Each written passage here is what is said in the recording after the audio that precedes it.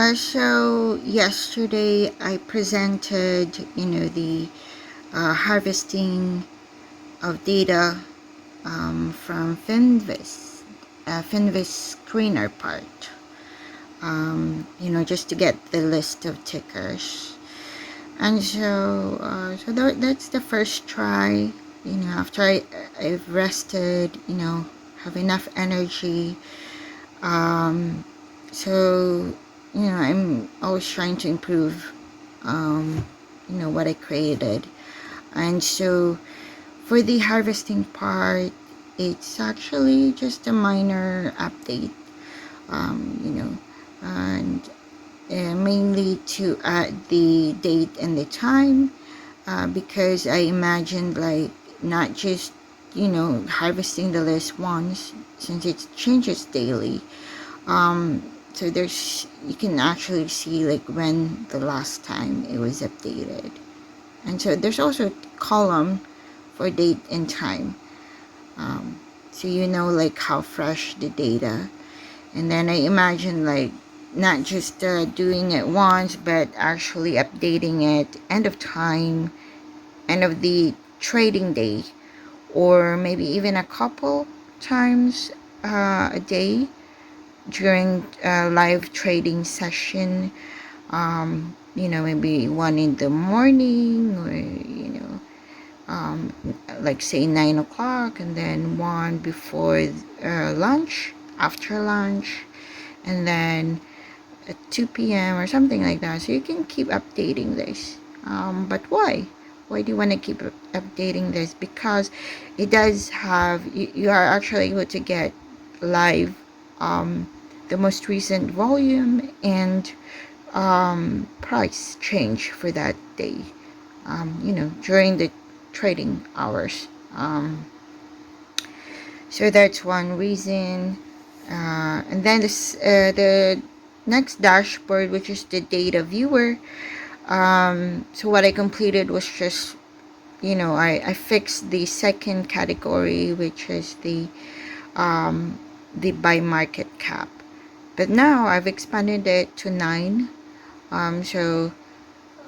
There's no reason why like you can only filter it by one category. You can do like, because the data has more than that. So although some of these labelings are mine, like so that we can filter it, I created helper columns to like categorize it based on what I think it should be, like what bins it should be.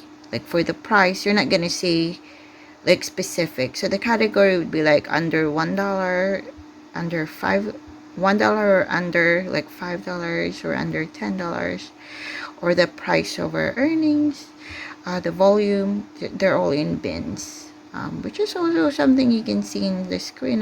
When you filter it, you can filter by penny stocks, less than $1 or less, or $5 or less, or $10 or less. So that's the how it's created. So there's like 9 of those things. There's industry, and the industry is dynamic. It's based on what the sector selected. um so I covered almost everything, I think. I think it's that. um and so you can now select any second filter, so that there's more data. So there's more ways to filter the data. And then the text part. So I was just sort of being lazy. I didn't have enough energy at that time, so I just did like just return everything I have for that company.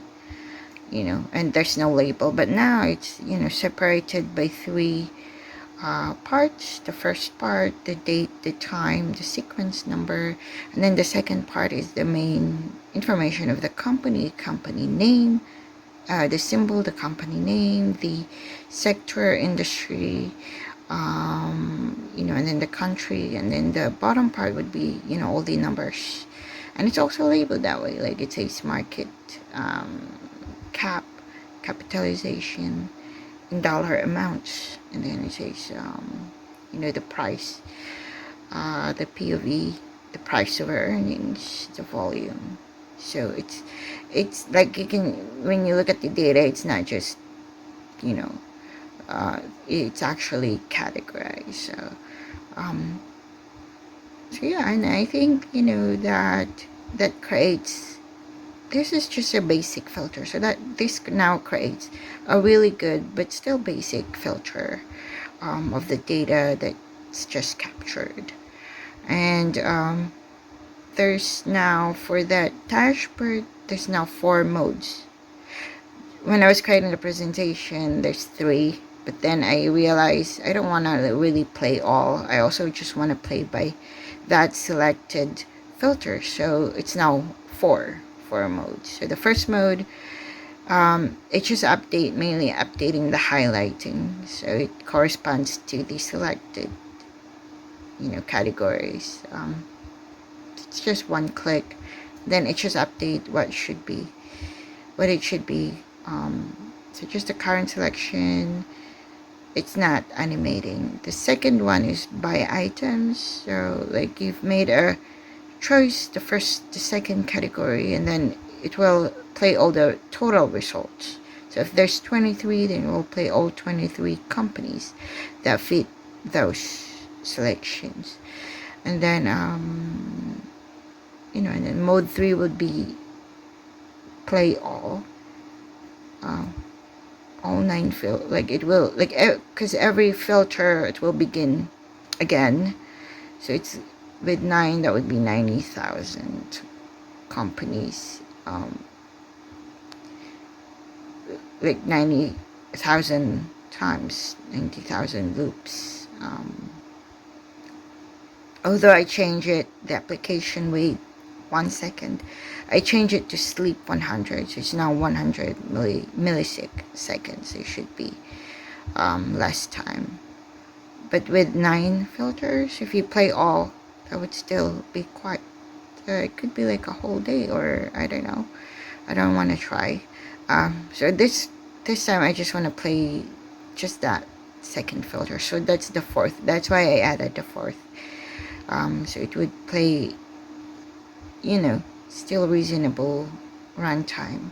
So yeah, that's it. That's I just improved. So today my goal is just to improve the harvester and the data viewer, which sort of now you can filter it. It acts like the basic screener in Finviz. So